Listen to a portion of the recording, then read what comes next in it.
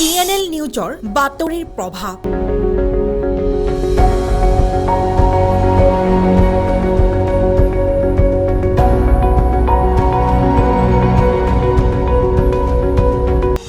এজন যুৱক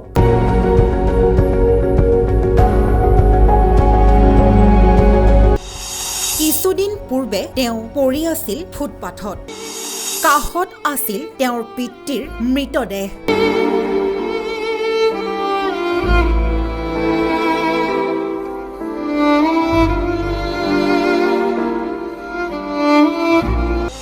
কান্দোনত ভাগি পৰিছিল তেওঁ।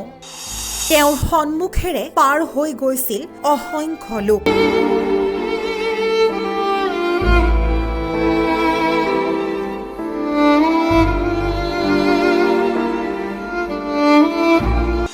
পিতৃৰ সৎকাৰৰ বাবে নাছিল কোনো লোক, কিয়নো আৰ্থিকভাৱে জুৰুলা তেওঁ। অৱশেষত TNL নিউজৰ এডিটৰ ইমদাদ আলীৰ কেমেৰা পাৰ্চন অনিৰ্বাণৰ সহায়ত অন্য বাতৰি সংগ্ৰহৰ দিশে গৈ থাকোঁতে উদ্ধাৰ কৰিছিল অসহায় যুৱকজনক। তাৰ পিছতে TNL নিউজৰ মুখ্য পৰিচালন সঞ্চালক আব্দুল সামাদ চৌধুৰীৰ অনুমতিত TNL নিউজৰ কৰ্মকৰ্তা জিন্তুমণি কলিতা আৰু বিকাশ দাসৰ সহযোগত যুৱকজনক উদ্ধাৰ কৰাৰ লগতে বাতৰি সম্প্ৰচাৰ কৰাই TNL নিউজত।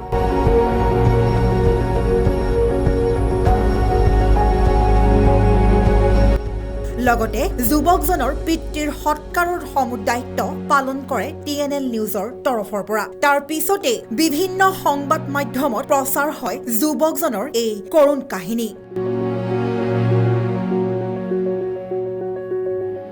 অৱশেষত তেওঁ লাভ কৰিল এক সৌভাগ্যৰ বতৰা।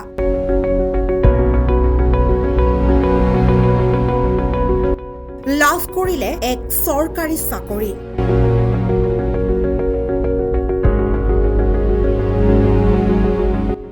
GMCHত ঠিকাভিত্তিক ইলেক্ট্ৰিচিয়ান পোষ্টত সংস্থাপন তেওঁ।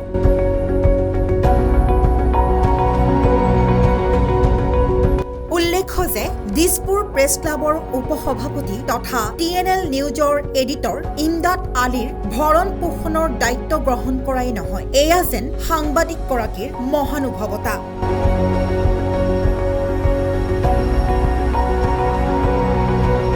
আনন্দৰ চকুলো ইমদাদ আলীৰ দুচকুত। আজি যি কি নহওক ভাল লাগিছে। প্ৰায় 20 দিনমানৰ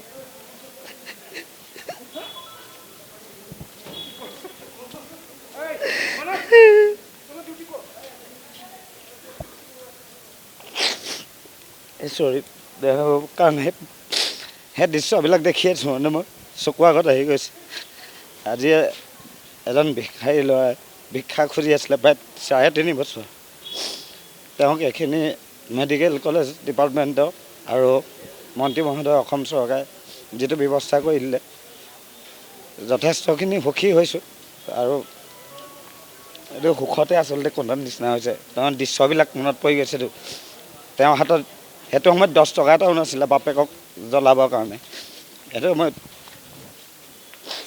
সংবাদ মাধ্যমে যথেষ্টখিনি সহায় কৰিছিলে আৰু কেইবাটাও চেনেলে সহায় কৰিছে। আৰু বিশেষভাৱে এটা পেকেজো বনাইছিলে ঈশান নিউজে, সেইটোতো যথেষ্ট ভাইৰেল হৈছিলে। বিভিন্নজনে যোগাযোগ কৰি আছে তেওঁক নিবৰ বাবে, কিন্তু তেওঁক কৈছোঁ তুমি যোৱা, মই ভালকৈ থৈ আহিম। কিন্তু তেওঁ কৈছে আপোনালোকক এৰি নাযাওঁ, দৰকাৰ হ'লে মই ফুটপাথত আকৌ গুচি যাওঁ, পঠিয়াই দিওঁ। মোক যোগাযোগ কৰিছে বহুত মানুহে, কিন্তু তেওঁ মৰম সোমাই গ'ল চাগে, মোৰ ওচৰৰ পৰা আঁতৰিব বিচৰা নাই। আৰু কি ধৰণে ধন্যবাদ জনাম, আকৌ পুনৰ ধন্যবাদ জনাইছোঁ সংবাদ মাধ্যমক। কাৰণ বেয়া বাতৰিবিলাক পটাপট আহে, ভাল বাতৰিবিলাকৰ কাৰণে খুচৰি থাকিব লগা হয়।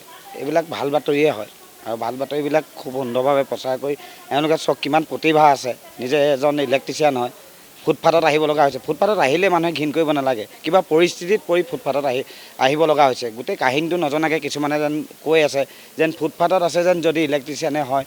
এই আপোনালোকে আগত জানি লওক পৰিস্থিতি কি হৈছিলে, তেওঁ পৰিস্থিতি কিবা হ'ব পাৰে বিভিন্নজন। আৰু মই আকৌ জনাইছোঁ আপোনালোকৰ মাধ্যমৰ যোগেদি অনুৰোধ জনাইছোঁ, অসম চৰকাৰে ফুটপাথত থকা যিসকল বসবাস কৰা ব্যক্তি আছে তেওঁলোকৰ ওপৰত NGOক দি হ'লেও কিবা এটা ব্যৱস্থা কৰিব লাগে।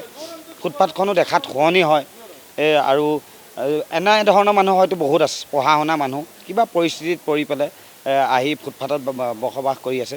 এটা NGO কেইবাটাও অসমৰ ভাল ভাল NGO আছে, তেওঁলোকক দায়িত্ব দিব লাগে দৰকাৰ হ'লে। খুব সুন্দৰভাৱে কাম হ'ব। এইখিনি মানুহক লৈতো কিছুমান কাম কৰিব পাৰি ন।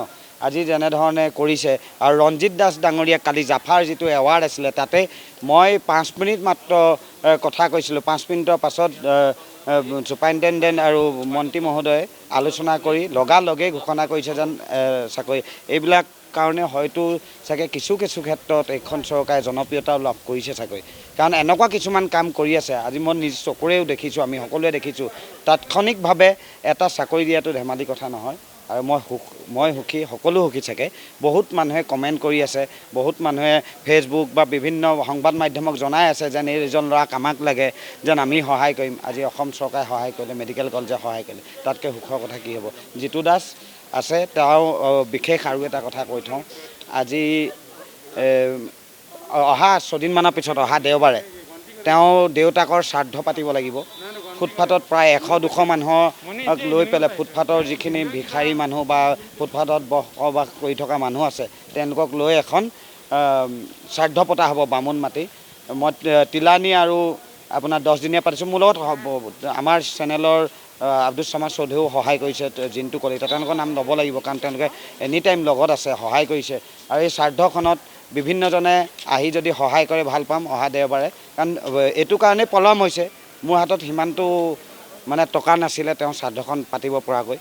আৰু এতিয়া কেইবাজনেও কৈছে সহায় কৰিম, অহা দেওবাৰে আপোনালোকক আকৌ পুনৰ লগ পাম, যাতে শ্ৰাদ্ধখন আমি সকলোৱে মিলি, সংবাদ মাধ্যম, সমাজ সেৱা কৰা ব্যক্তিসকলে সকলোৱে মিলি যাতে পথত ভিক্ষা কৰি থকা এজন নিথৰুৱা যুৱকৰ দেউতাকৰ শ্ৰাদ্ধখন পাতিবলৈ পাই আমি সকলোৱে চাগে সেইদিনাখন নিজকে ধন্য মানিম।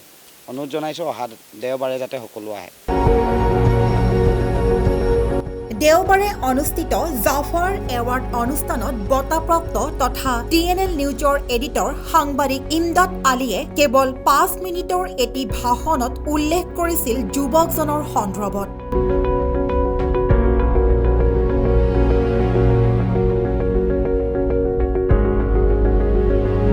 য'ত উপস্থিত আছিল পঞ্চায়ত তথা গ্ৰামোন্নয়ন মন্ত্ৰী ৰঞ্জিত কুমাৰ দাসৰ লগতে অসম বিধানসভাৰ উপাধ্যক্ষ ডক্টৰ নুমল মমিন।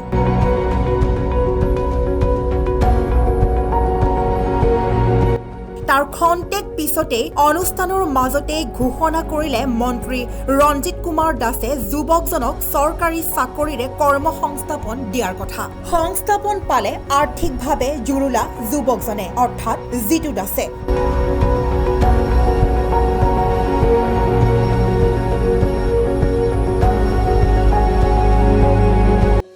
চেলুট মন্ত্ৰী ৰঞ্জিত কুমাৰ দাসৰ মহানুভৱতাক।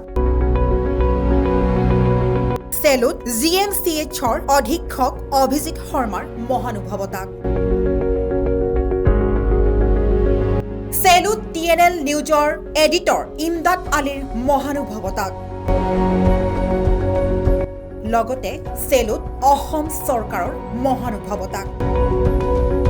কালি জাফা এৱাৰ্ডত এজন ল'ৰাৰ কথা ক'লে ইমদাদ আলীয়ে, আৰু তেতিয়া ছাৰে মোক মাতি পেলাই ক'লে কি আমি কিবা এটা কৰিব পাৰোঁ নেকি, তেখেত ইলেক্ট্ৰিচিয়ান হয় বুলি ক'লে। তেতিয়া আমি GMCতো আমাক ইলেক্ট্ৰিচিয়ান লাগে, আমি কণ্ট্ৰেকচুৱেলত চেষ্টা কৰিম কিবা এটা কৰিবলৈ। এতিয়া আমি ভাবিছোঁ আজিৰ পৰা তেখেত আহি পেলাই আমাৰ গোটেই ইলেক্ট্ৰিচিয়ানৰ মানুহকেইটাৰ লগত চিনাকি কৰি অকণমান ডেইলি হাজিৰা হিচাপে কাম কৰি পেলাই চাওক, শিকক, আৰু চব যদি ঠিকে থাকে আমি গভৰ্ণমেণ্টলৈ লিখিম তেখেতক অন কম্পেনচেট গ্ৰাউণ্ড কিবা এটা কৰিব পৰা যায় নেকি নাযায়। সেইকাৰণে মই ভাবোঁ আজিৰ পৰাই তেখেত আমাৰ লগত ইয়াতে থাকিব। এইটো বৰ দুখৰ কথা, সেইটো মানে শুনি পেলাই মই কালি বৰ মনটো বেয়াও লাগিলে, কিন্তু উপায় নাই। এতিয়া যিহেতু কথাটো গম পালোঁ আৰু আমি যদি কিবা কৰিব পাৰোঁ আমাৰ কাৰণে ভাল আৰু তেখেতে কিবা এটা বস্তু এটা পাব সেইটো কৰিলে আমাৰ তেখেতক এটলিষ্ট আমি থিতাটো দি দিব পাৰিম কাম কৰিবলৈ আৰু যিহেতু ফেমিলি মেম্বাৰ্ছ কোনো নাই সেইকাৰণে অল দ্য বেষ্ট তেখেতে ভালকৈ কাম কৰিলে হ'ল এতিয়া আমাৰ ইয়াতে আমাৰ লগত আৰু আমি অবজাৰ্ভ কৰি থাকিম গোটেইখিনি আগত যেনেকৈ সেইটোৱে আপুনি যিহেতু আপোনালোকে ৰাখিছে সেইটো এটা ডাঙৰ কথা কোনেনো ৰাখে আজিকালি সেইটো ৰখাটো সেইটো এটা ডাঙৰ অন্তৰেদি কৈছোঁ কি মই মানে এনেকুৱা শুনা নাই আৰু দেখাও নাই আৰু যিহেতু আপুনি সেইটো কৰিছে আমিও আমাৰ ফালৰ পৰা দায়িত্ব আমি কিবা এটা কৰিব লাগিব সেইকাৰণে আমিও কৰিম